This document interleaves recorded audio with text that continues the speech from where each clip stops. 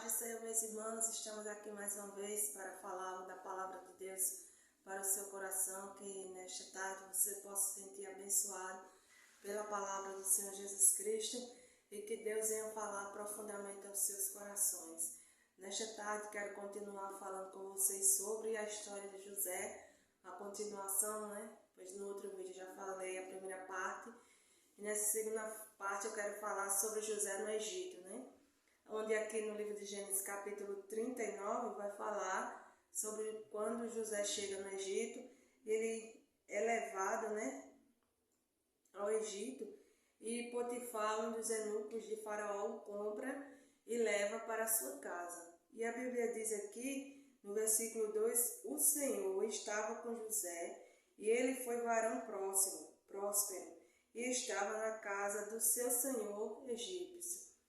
Mesmo ele passando por toda a dificuldade que ele passou, sem ter sido vendido pelos seus irmãos, mas Deus estava com ele e ele era um varão próspero.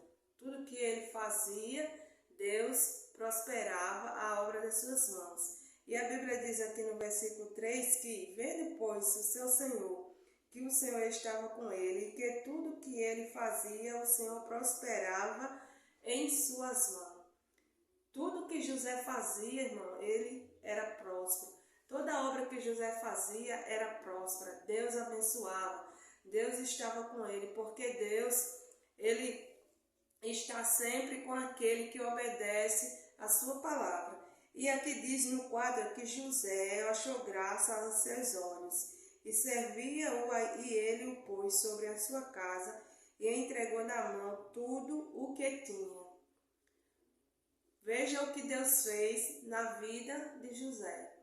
Quando ele estava na casa de seu pai, junto com seus irmãos e com seu pai, o que ele fez, Quando ele sonhou, os seus irmãos começaram a ficar com ciúme, começaram a ficar com inveja. Pegaram e venderam ele. Quando ele chega no Egito, Deus está com ele e ele é próspero, ele é abençoado. E o seu senhor, ou seja, o seu patrão, viu que José era próspero, viu que tudo que José fazia prosperava. E o que foi que ele fez? Ele fez ao contrário dos seus irmãos.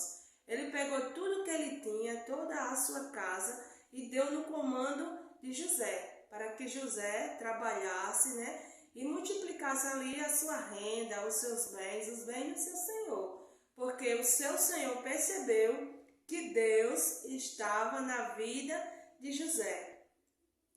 E muitas vezes, irmão, Deus ele está na minha e na tua vida. Basta apenas eu e você obedecer a palavra do Senhor. José, ele era um jovem obediente à palavra de Deus. Ele era um jovem obediente a seus pais. Por quê? Porque a palavra de Deus diz que Jacó amava José porque José contava todas as coisas que os seus irmãos faziam. Por isso que Jacó amava José, porque José não o enganava, não mentia para ele. E quando ele chega aqui na casa de Potifar, Potifar vê que José, ele é um jovem verdadeiro, ele é um jovem honesto. Ele não é um jovem mentiroso, ele não é um jovem desonesto.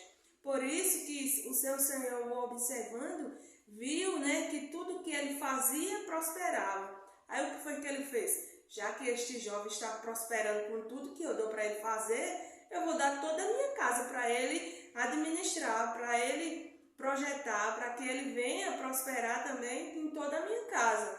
A única coisa, irmão, que ele não deu para José administrar foi a sua esposa. Mas aqui a Bíblia diz que a esposa de Potifar começou também a observar o jovem José. E viu que José também era um jovem honesto, viu que José era bonito. Ela começou a se apaixonar, por José. E até que um certo dia ela trama, em querer ficar com José, e ela chega até José e ela diz: olha, eu tenho te observado e eu gostei de ti, tu quer ficar comigo, eu quero ficar contigo. Mas José disse assim: mas como é que eu vou ficar contigo se você é a esposa do meu patrão, do meu senhor? Eu não vou negar ao meu Deus, porque além de ele obedecer ao seu patrão, ao seu senhor, ele obedecia a Deus. Eu não vou deixar de servir ao meu Deus, de obedecer ao meu Deus para ficar com você. E porque você é a esposa do meu Senhor, não vou ficar com você. E a Bíblia diz que ali a mulher começou a insistir para que ele ficasse com ela. E o que foi que ele fez? Ele pegou e correu.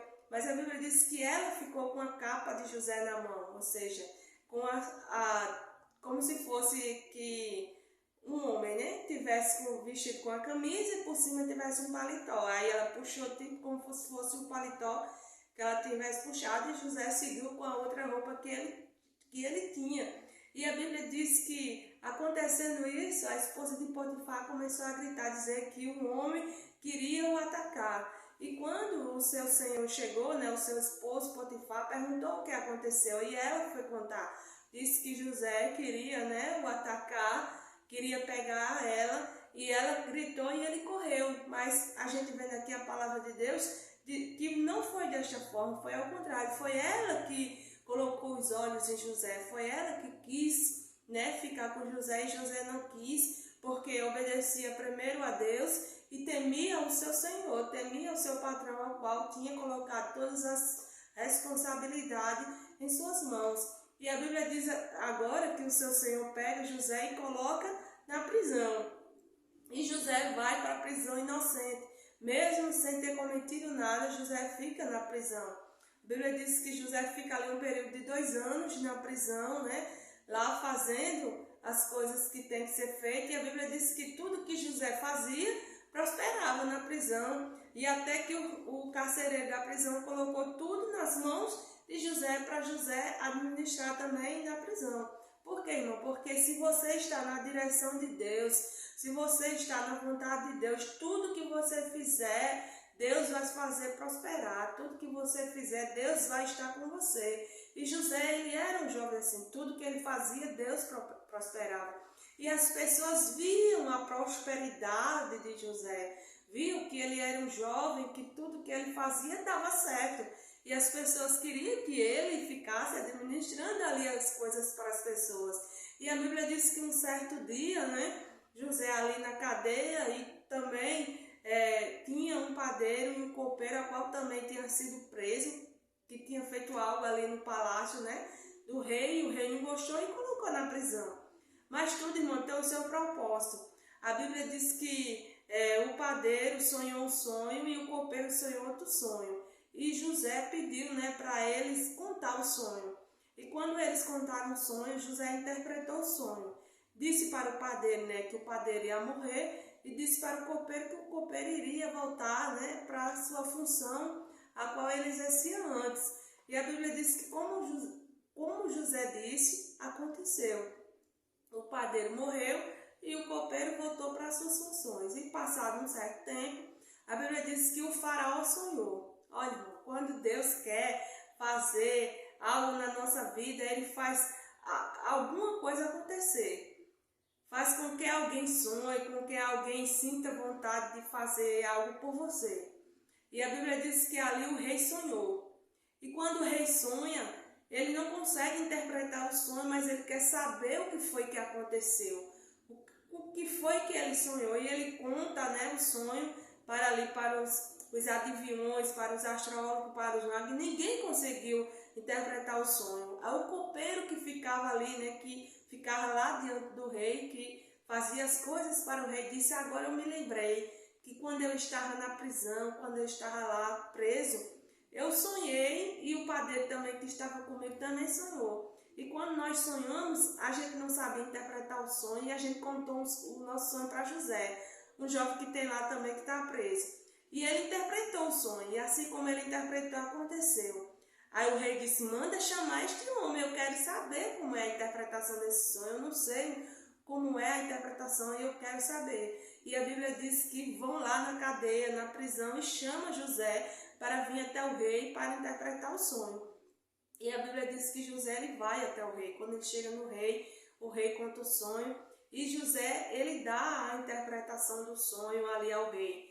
E a Bíblia diz que José disse para o rei que ele coloque, né, pessoas sábias, pessoas que sejam inteligentes para administrar as coisas do rei. Porque o significado do sonho era que iria ter 7 anos de fartura e 7 anos de escassez, né? Porque ele sonhou com 7 espigas gordas, com 7 espigas magras, e também com 7 vacas gordas e com 7 vacas magras. Isso significava 7 anos de fartura e 7 anos de escassez. E a Bíblia diz que o rei olhou para ele e disse: mas quem eu vou colocar no trono? Alguém mais inteligente que não seja você. Você vai ser o governador do Egito, você vai mandar em tudo. A única cadeira que eu vou mandar é a cadeira de rei. O restante, no comando do governo, você manda. E a Bíblia diz que agora José, ele se torna governador do Egito. Deus cumpriu o sonho ao qual ele sonhou lá em Gênesis 37, onde a Bíblia diz que ele sonhou com os feixes de vara, né? O feixe dele se levantava e os feixes de seus irmãos se inclinavam para ele. Quando ele sonhou com o sol, a luz e estrela, né? E onde se inclinavam para ele. Tudo isso, irmão, era o projeto de Deus em sua vida. Logo lá no início, ele não soube interpretar o sonho. Mas aí Deus fez com que o sonho, a qual ele sonhou, se cumprisse em sua vida. Ou seja, ele se tornou um chefe de Estado, ele se tornou um governador. E a Bíblia diz que ele começou a administrar as coisas do rei e começou, né, os 7 anos de fartura, e ele começou a guardar tudo que o Egito possuía, que tinha naqueles anos de fartura. Ele começou a armazenar, para que quando começasse os 7 anos de escassez, eles não ficassem sem alimentos. E como ele fez, aconteceu. Quando passou os 7 anos de fartura, começou os 7 anos de escassez. Aí as cidades circunvizinhas que não tiveram, né, a visão que José teve de armazenar os alimentos, começou a faltar alimento.